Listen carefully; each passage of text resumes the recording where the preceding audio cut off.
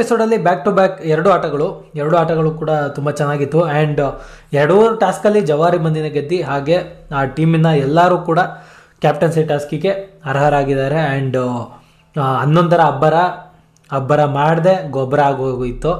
ಆಯಿತಾ, ಪಾಪ ಏನು ಮಾಡ್ಕತ್ತೆ. ಸೊ ಕಷ್ಟಪಟ್ಟು ಆಡಿದ್ರು, ಬಟ್ ಲಕ್ ಅವ್ರ ಕಡೆ ಇರಲಿಲ್ಲ.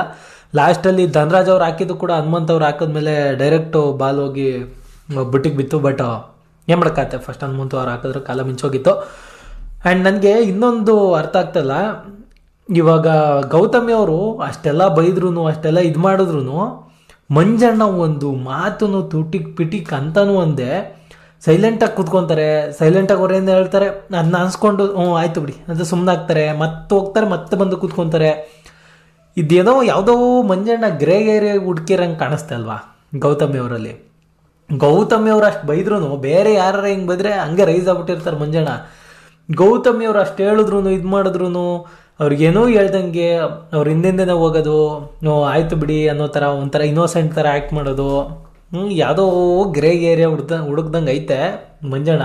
ನಾನು ಅದೇ ಅಂದ್ಕೊಂಡೆ, ಇವಾಗ ಆಡಿಯನ್ಸ್ಗೆ ಏನೋ ಸ್ಕೆಚ್ ಆಗ್ತಿರ್ಬೋದಾ, ಇವಾಗ ಇದನ್ನ ನೋಡಿದ್ರೆ ನನಗೇನು ಫೀಲ್ ಆಗ್ತದೆ ಅಂತ. ನನಗೆ ಗೌತಮಿ ಅವ್ರು ಯಾಕೆ ಹಿಂಗೆ ಆಡ್ತಿದ್ದಾರೆ, ಒಂಚೂರು ಮಂಜಣ್ಣಗೆ ಸ್ವಲ್ಪ ಪಾಪ ಮಂಜಣ್ಣ ಅಲ್ಲಿ ಹಿಂದಿಂದ ಬಂದರು ಹಿಂಗೆ ಸುಮ್ಮನೆ ಬೈಕ್ ಕಳಿಸ್ತವ್ರಲ್ಲ ಅನ್ನೋ ಒಂದು ಫೀಲ್ ಬರ್ತಿತ್ತು. ಅವಾಗ ಗೊತ್ತಾಯಿತು, ದಿಸ್ ಈಸ್ ಗ್ರೇ ಏರಿಯಾ. ನಮ್ಮನ್ನೇ ಕ್ಯಾಚ್ ಹಾಕೊಳ್ಳೋ ಗ್ರೇ ಏರಿಯಾ ಇದು ಮಂಜಣ್ಣಂದು. ಚೆನ್ನಾಗಿ ಹುಡುಕ್ತೀಯ ಬಿಡೋಣ, ಅಲ್ಲಿರೋರ ಜೊತೆ ಆಟ ಆಡ್ತೀಯ ಅಂದರೆ ನಾವು ನೋಡೋರ ಜೊತೆ ನಮ್ಮ ಜೊತೆನೂ ಆಟ ಆಡ್ತಾ ಇದೆಯಲ್ಲ ಮಂಜಣ್ಣ, ನೀನು ಗ್ರೇ ಏರಿಯಾ ಮಾಡಿಕೊಂಡು. ನಿನ್ನ ಟ್ಯಾಲೆಂಟು ಎಲ್ಲಿಟ್ಟಿದ್ದಣ. ಸೊ ನೆಕ್ಸ್ಟು ಬರೋದಾದರೆ ಆಟ ಏನೋ ಆಡ್ತಾರೆ. ಹೆಂಗೆ ಅಂದರೆ ಗೆದ್ದರೆ ಆಡೋಕ್ಕೆ ಬಂದೆ ಅಂತ, ಸೋತ್ರೆ ನೋಡೋಕ್ಕೆ ಬಂದೆ ಅಂತ ಹೇಳ್ಬಿಟ್ಟು ಸೇಫ್ ಆಗಿಬಿಡೋದು. ಆಯಿತಾ, ಗೆದ್ದರೆ ಆಡೋಕ್ಕೆ ಬಂದೆ, ಸೋತ್ರೆ ನೋಡೋಕ್ಕೆ ಬಂದೆ ಅಂತ ಸೇಫ್ ಆಗಿಬಿಡ್ತಾರಂತೆ. ಅದನ್ನು ಚೈತ್ರ ಅವ್ರನ್ನ ನೋಡೇ ಬರೆದಿರಬೇಕು ಆ ಲೈನ್ಸು. ಗೆದ್ದರೆ ಗೆತ್ತಲ್ಲ ಟೀಮು, ಇವಾಗ ಆಡೋಕ್ಕೆ ಬಂದಿದ್ದು ನಾನು. ಸೋತಾಗ ಸೋತಾಯ್ತು, ಸುಮ್ಮನೆ ನೋಡೋಕೆ ಬಂದಿದ್ದೆ, ಸುಮ್ಮನೆ ಟ್ರೈ ಕೊಟ್ಟೆ ಅಷ್ಟೇ, ನಾ ಏನು ಮಾಡೋಕ್ಕಾಗತ್ತೆ ಅನ್ನಂಗೆ ಅಲ್ಲಿ ಟೀಮು ಆಡಿ ಎಲ್ಲ ಆದಮೇಲೆ ಹೋಗ್ಬಿಟ್ಟು ನನ್ಗೆ ಆಡೋಕ್ಕೆ ಬಿಡ್ತಿಲ್ಲ. ಎಲ್ಲಿ ಆಟ ಆಡಬೇಕು ಅಲ್ಲಿ ಆಟ ಆಡೋಕೆ ಕೊಡಲ್ಲ, ಉಸ್ತುವಾರಿ ಕೊಡ್ತಾರೆ. ಎಲ್ಲಿ ಉಸ್ತುವಾರಿ ಕೊಡಬೇಕು ಅಲ್ಲಿ ಉಸ್ತುವಾರಿ ಕೊಡಲ್ಲ, ಆಟ ಆಡೋಕೆ ಕೊಡ್ತಾರೆ. ಇವಾಗ ಟೀಮಲ್ಲಿ ಇಷ್ಟು ಜನ ಅಂತ ಇದ್ದಾಗ ಅಲ್ಲಿ ಮಾತುಕತೆಗಳು ನಡೆಯುತ್ತೆ. ಆಯಿತಾ, ಆಟಗಳು ಗೆಲ್ಲಬೇಕು ಅಂತ ಇದ್ದಾಗ ಎಲ್ಲರೂ ಗೆಲ್ಲೋ ಕಡೆನೇ ಕಾನ್ಸಂಟ್ರೇಟ್ ಮಾಡ್ತಾರೆ. ಅಲ್ಲಿ ಕೆಲವು ಡಿಸಿಷನ್ಗಳಾಗುತ್ತೆ. ಆಯಿತಾ, ನಾವು ಆಡಬೇಕು ಅಂತಿದ್ರೆ ಸ್ಟ್ರಾಂಗ್ ಆಗಿ ಅಪೋಸ್ ಮಾಡಬೇಕು, ಇಲ್ಲ ನಾವು ಆಡ್ತೀವಿ ಅಂತ ಹೇಳ್ಬಿಟ್ಟು ಎಲ್ಲ ಒಪ್ಕೊಬಿಟ್ಟು ಲಾಸ್ಟಿಗೆ ಕೂತ್ಕೊಬಿಟ್ಟು ಅವ್ರು ನಂಗೆ ಆಡೋಕ್ಕೆ ಕೊಡಲಿಲ್ಲ, ನಂಗೆ ಆಡೋಕ್ಕೆ ಬಿಡಲಿಲ್ಲ, ನಂಗೆ ಇದು ಮಾಡೋಕ್ಕೆ ಬಿಡಲಿಲ್ಲ. ಇವಾಗ ಉಸ್ತುವಾರಿ ಮಾಡೋದೂ ಅದೇನು ಸುಲಭದ ಕೆಲಸ ಅಲ್ಲ. ಇಷ್ಟು ದಿನ ಚೈತ್ರ ಅವ್ರು ಗುರುತಿಸ್ಕೊಂಡವ್ರೆ, ಅವ್ರು ಹೈಲೈಟ್ ಆಗಿದ್ದಾರೆ ಅಂದರೆ ಉಸ್ತುವಾರಿಯಿಂದನೇ. ಅವ್ರು ಟಾಸ್ಕ್ಗಳು ಆಡೋಕ್ಕಿಂತ ಉಸ್ತುವಾರಿಗಳು ಮಾಡ್ಕೊಂಡು ಹೋದ್ರಿಂದ ಫೈನಲಿಗೆ ತಲುಪಿಬಿಡ್ಬೋದು. ಆ ಥರ ಉಸ್ತುವಾರಿ ಮಾಡ್ತಾರೆ. ಅದನ್ನೇ ಸ್ಟ್ರಾಂಗ್ ಮಾಡ್ಕೋಬೋದಪ್ಪ. ಆಯಿತಾ, ಉಸ್ತುವಾರಿ ಅಂದರೆ ಆ್ಯಕ್ಚುಲಿ ಅಲ್ಲಿ ಆಡೋರ್ಗಿಂತ ಜಾಸ್ತಿ ಉಸ್ತುವಾರಿಗಳೇ ಕಾಣಿಸ್ತಾ ಇರ್ತಾರೆ. ಅಲ್ಲಿ ಆಡೋರು ಅರ್ಧ ಆದರೆ ಉಸ್ತುವಾರಿಗಳೇ ಅರ್ಧ ಮುಕ್ಕಲ್ಲಿ ಇರ್ತಾರೆ.